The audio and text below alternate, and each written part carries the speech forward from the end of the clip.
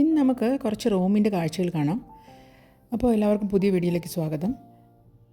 ലോകത്തിലെ തന്നെ ഏറ്റവും പഴയ സിവിലൈസേഷനിൽ ഒന്നാണ് റോം. ഇവിടെ എങ്ങോട്ട് തിരിഞ്ഞാലും ഹിസ്റ്ററിയാണ്. നമുക്ക് കാണാൻ ഇവിടെ 1% പോലും പറ്റിയിട്ടില്ല. അത്രയധികം വാസ്റ്റാണ് ഇവിടുത്തെ ഹിസ്റ്ററിയും കാഴ്ചകളും എല്ലാം. ഇത് പിയാസ വെനീസിയ അങ്ങനെയാണെന്ന് തോന്നുന്നു ആ പ്രൊണൗൺസിയേഷൻ. ആ സ്ഥലമാണിത് റോമിലെ. അപ്പോൾ അവിടെ ഉള്ളൊരു ആൾട്ടർ ഡെല്ല പാട്രിയ എന്ന് പറഞ്ഞ ഒരു മോണുമെൻറ്റ് കാണാനാണ് ഞങ്ങൾ പോകുന്നത്.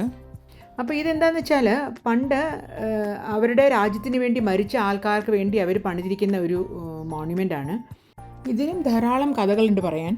ആ മുമ്പിലുള്ള ബ്രോൺസ് സ്റ്റാച്യു, ബാക്കിലുള്ള സ്റ്റാച്യൂസ്, എല്ലാത്തിനും കുറേ കഥകളുണ്ട്. ഞാൻ പറഞ്ഞില്ലേ, ഞങ്ങൾക്കെല്ലാം തിരക്കായിരുന്നു. ഈ റോം ശരിക്കും നമുക്ക് എക്സ്പ്ലോർ ചെയ്യാൻ ഒട്ടും പറ്റിയില്ല. അപ്പോൾ അത് കാരണം നമുക്കെല്ലാം ഒരു ഓട്ടം ആയിരുന്നു. ഇനി അടുത്ത് നമ്മൾ പോകുന്നത് വേൾഡ് ഫേമസ് ആയിട്ടുള്ള കൊളോസിയം കാണാനാണ്. അപ്പോൾ ഞങ്ങൾ ബസ്സിലാണ് പോകുന്നത്. അപ്പോൾ ബസ്സിലിങ്ങനെ പോകുന്ന വഴിക്ക് അവിടെ മുഴുവൻ ഇങ്ങനെ ഒരു അംബ്രല്ല ഷേപ്പിലുള്ള ഒരു മരങ്ങളുണ്ടായിരുന്നു.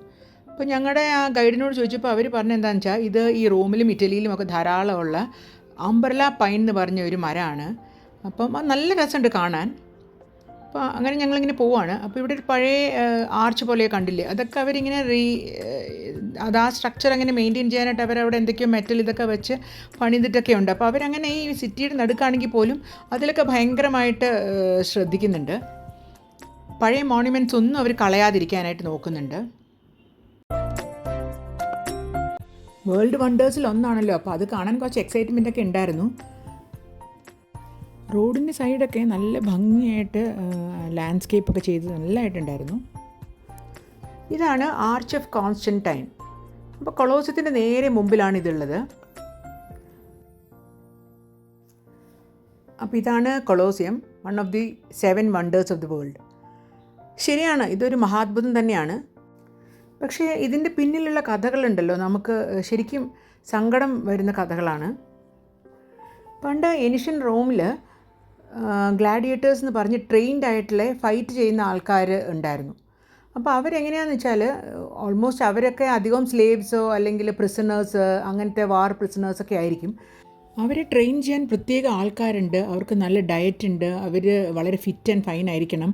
അപ്പോൾ അങ്ങനെ അവരെ പഠിപ്പിക്കുന്നത് എന്താണെന്ന് വെച്ചാൽ മനുഷ്യർ തമ്മിലും പിന്നെ മനുഷ്യരും മൃഗങ്ങളും തമ്മിൽ അങ്ങനെ അവർ ഫൈറ്റ് ചെയ്ത് ആളുകൾ എൻ്റർടൈൻ ചെയ്യുക. അതാണ് ഈ ഗ്ലാഡിയേറ്റേഴ്സിൻ്റെ ജോലി.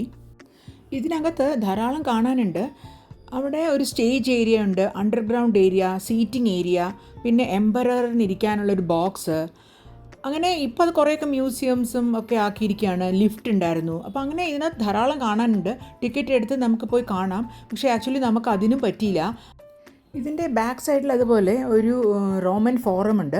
അത് പണ്ടത്തെ കുറേ റൂയിൻസാണ്, ടെമ്പിൾസിൻ്റെ റൂയിൻസ് അങ്ങനെയൊക്കെ. അതും നമുക്ക് കുറച്ച് നേരം കാണാനുള്ളതാണ്. അപ്പം ഞങ്ങൾ ഈ പറഞ്ഞ പോലെ ഒരു ഗ്രൂപ്പ് ടൂർ ആയതുകൊണ്ട് അവർ പോകുന്ന സ്ഥലത്ത് മാത്രമേ പോകാൻ പറ്റുള്ളൂ. അത് ഭയങ്കര ഒരു പ്രയാസമായിപ്പോയി ഞങ്ങൾക്ക്. ശരിക്കും റോമിലൊക്കെ നമ്മൾ സ്വന്തം വന്ന് ഒരാഴ്ചയൊക്കെ താമസിച്ച് കാണേണ്ട സ്ഥലങ്ങൾ തന്നെയാണ്. ഈ ഗ്ലാഡിയേറ്റേഴ്സിൻ്റെ ഫൈറ്റ് ഏകദേശം ഒരു 600-700 കൊല്ലത്തോളം ഉണ്ടായിരുന്നു. പിന്നെ കുറേശ്ശെ ഈ റോമൻ സാമ്രാജ്യം ക്ഷയിച്ച് തുടങ്ങി, പിന്നെ ക്രിസ്ത്യാനിറ്റി സ്പ്രെഡ് ചെയ്ത് തുടങ്ങി. അപ്പോൾ ഇതൊരു ഭയങ്കര ക്രുവാലിറ്റി ആണെന്ന് മനസ്സിലായി. അങ്ങനെ ഇത് സ്റ്റോപ്പ് ചെയ്യായിരുന്നു. ഇത് സ്റ്റോപ്പ് ചെയ്ത് കഴിഞ്ഞപ്പോൾ ഇവിടുത്തെ ഓരോ സാധനങ്ങൾ ഉണ്ടാക്കിയ കല്ലുകൾ, ഇരുമ്പിൻ്റെ സാധനങ്ങൾ, അങ്ങനെ ഉപയോഗിക്കാൻ പറ്റുന്ന സാധനങ്ങളൊക്കെ ഇവിടുന്ന് ഇളക്കി കൊണ്ടുപോയിട്ട് അവർ വേറെ റോമിൽ തന്നെ ഓരോ ബിൽഡിങ്സൊക്കെ പണിയാൻ തുടങ്ങി. അപ്പോൾ വത്തിക്കാനിൽ വരെ ഇതിൻ്റെ കല്ലൊക്കെ കൊണ്ടുപോയിട്ടുണ്ടെന്നാണ് പറയുന്നത്. അപ്പം അങ്ങനെ ഇത് കുറേ ക്ഷയിച്ചു തുടങ്ങി. പിന്നെ 2-3 പ്രാവശ്യം എർത്ത് ക്വേക്ക് വന്നു. എന്നാലും മെയിൻ സ്ട്രക്ചർ ഇന്നും നന്നായിട്ട് ഇരിക്കുന്നുണ്ട്. പിന്നെ ഞങ്ങൾ പോയത് പാൻതിയോണിലേക്കാണ്. ഇത് റോമിലെ ഒരു വളരെ ഫേമസും വളരെ പഴയതുമായിട്ടുള്ള ഒരു മോണ്യുമെൻ്റാണ്.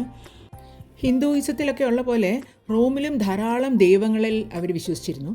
അപ്പം ഇത് ടെമ്പിൾ ഓഫ് ഓൾ ഗോഡ്സ് എന്നാണ് ഇനി പറയുന്നത്. ഇപ്പോൾ ഇത് ക്രിസ്ത്യൻ ചേർച്ച് എന്തോ ആണെന്ന് തോന്നുന്നു. അകത്ത് കയറാൻ പറ്റും. അകത്ത് നല്ല രസമാണ് കാണാൻ. ഞങ്ങൾ അതും കയറിയില്ല. റോം ഫൗണ്ടനുകളുടെ ഒരു നാടാണ്. അവിടെ 1500 ഫൗണ്ടനാണ് ഉള്ളത്. അപ്പം ഇത് അവിടുത്തെ റോമിൽ മാത്രമല്ല വേൾഡിൽ തന്നെ വളരെ ഫേമസ് ആയിട്ടുള്ളൊരു ഫൗണ്ടനാണ്. ട്രെവി ഫൗണ്ടൻ എന്നാണ് ഇതിൻ്റെ പേര്. അപ്പം നടുക്ക് നിൽക്കുന്നത് നെപ്റ്റ്യൂൺ എന്ന് പറയുന്ന ഇവരുടെ ഗോഡ് ഓഫ് സീ എന്നാണ് നെപ്റ്റ്യൂണിനെ അവർ വിശേഷിപ്പിക്കുന്നത്. അപ്പോൾ ഇതിൻ്റെ പ്രത്യേകത എന്താണെന്ന് വെച്ചാൽ നമ്മൾ ബാക്ക് തിരിഞ്ഞ് നിന്നിട്ട് ഒരു കോയിൻ ഇടുകയാണെങ്കിൽ നമ്മൾ തിരിച്ച് റൂമിലേക്ക് ഇനി ഒരു പ്രാവശ്യം കൂടി വരും. ഇപ്പോൾ 2 കോയിൻ ഇടുകയാണെങ്കിൽ we will fall in love, 3 coin ഇടുകയാണെങ്കിൽ we will marry that person. അങ്ങനത്തെ ഒരു വിശ്വാസം. അപ്പോൾ എല്ലാവരും വന്ന് ഇവിടെ കോയിൻ ഇടാൻ ഭയങ്കര തിരക്കാണ്. 3000 യൂറോ ഒക്കെയാണ് അത്ര ഇവിടുന്ന് എല്ലാ ദിവസവും കളക്ട് ചെയ്യുന്ന കോയിൻസ്. അപ്പോൾ ആലോചിച്ച് നോക്കൂ എന്ത് തിരക്കായിരിക്കും. അവിടുന്ന് പിന്നെ ഞങ്ങൾ ആ വളരെ തിരക്കുള്ള ഒരു ബിസി ആയിട്ടുള്ള സ്ട്രീറ്റ്, അതിൻ്റെ സൈഡിൽ കഫേസ്, അവിടെ വെളിയിൽ ആൾക്കാരിരുന്ന് ഭക്ഷണം കഴിക്കുന്നു, നടക്കാൻ തന്നെ സ്ഥലമില്ല, അത്രയ്ക്ക് തിരക്കായിട്ടുള്ള സ്ട്രീറ്റിൽ കൂടിയാണ് ഞങ്ങൾ പോയത്. അപ്പം അവിടെ സൈഡിലൊക്കെ ധാരാളം ഹോട്ടലുകളും കഫേസും ഒക്കെയാണ്. പിന്നെ ഞങ്ങൾ പോയത് പിയാസോ നൊവാനോ എന്ന് പറഞ്ഞൊരു സ്ഥലത്തേക്കാണ്. അതാണ് ഈ ഫൗണ്ടൻ കാണാനാണ് പോയത്. ഇതൊരു വളരെ ഫേമസ് ഫൗണ്ടനാണ്, ഫൗണ്ടൻ ഓഫ് 4 റിവേഴ്സ് എന്ന് പറഞ്ഞിട്ട്. ഇത് ആഫ്രിക്ക, ഏഷ്യ, യൂറോപ്പ്, അമേരിക്ക, അങ്ങനെ 4 കോണ്ടിനെൻറ്റ്സിലെ റിവേഴ്സിനെ റെപ്രസെൻ്റ് ചെയ്യുന്ന ഒരു ഫൗണ്ടനാണ്. ഞങ്ങൾ ബസ് പാർക്ക് ചെയ്തിരിക്കുന്ന കുറച്ച് ദൂരെ ആയതുകൊണ്ട് ഞങ്ങളിങ്ങനെ സിറ്റിക്ക് അകത്തു കൂടി നടന്നാണ് ഓരോ സ്ഥലത്തേക്കും പോയത്. അപ്പോൾ ഇങ്ങനെ നടന്നു പോകുമ്പോഴും നല്ല നല്ല കാഴ്ചകൾ നമ്മൾ കണ്ടു. അവരുടെ നല്ല ബിൽഡിങ്സുകളും അവരുടെ ആർക്കിടെക്ചറും അതൊക്കെ നമുക്ക് കണ്ട് നടക്കാൻ നല്ല രസമാണ്. അപ്പോൾ ഞങ്ങൾ അതിൽ കൂടി ഇങ്ങനെ പോവുകയാണ്. അവിടെയും റോഡിന് വീതി കുറച്ച് കുറവൊക്കെ ആയിരുന്നു, പിന്നെ നല്ല ട്രാഫിക്കും ഒക്കെയാണ്. പക്ഷേ എന്നാലും ഫുട്പാത്ത് നന്നായിട്ട് അവർ വെച്ചിരിക്കുന്നതുകൊണ്ട് സമാധാനമായിട്ട് നമുക്ക് പതുക്കെ നടന്നൊക്കെ കണ്ട് ആസ്വദിച്ച് പോകാൻ പറ്റുമായിരുന്നു. അപ്പോൾ ഞങ്ങൾ അങ്ങനെ നടന്നു പോയി. അങ്ങനെ ഞങ്ങൾ ബസ്സിൽ കയറി വീണ്ടും യാത്ര തുടങ്ങി. അപ്പോൾ ഇങ്ങനെ പഴയ ഓരോ കെട്ടിടങ്ങളും അതും ഇതൊക്കെ കണ്ട് ആസ്വദിച്ചിങ്ങനെ പോകുമായിരുന്നു. ഈ യൂറോപ്പിൽ മെയിൻലി പാരീസിലും റോമിലും ഒക്കെ ഈ ഈജിപ്ഷ്യൻ കോളംസ് ധാരാളം കണ്ടു.